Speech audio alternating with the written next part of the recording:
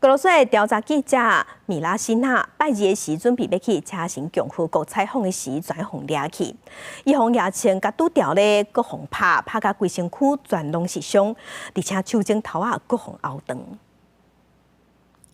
捌得到无国界新闻自由奖的俄国调查记者米拉西娜，面了真侪青色油漆，头毛就要互剃了。当地时间初四。米拉西娜甲耶鲁斯涅莫夫到俄国南部车臣共和国采访时阵，互罪名武装后面的分子围起拍，那枕头被拍断，规身躯也真侪伤痕。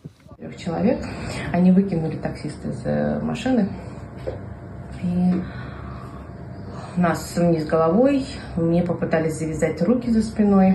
Сашу проткнули, видимо, тогда ткнули ножиком, потому что кровь начала течь у него оттуда. Вот, проехали какое-то расстояние, и машина заглохла. Вот. Они ее не смогли завести, и уже нас затащили там в какой-то овраг и начали избивать.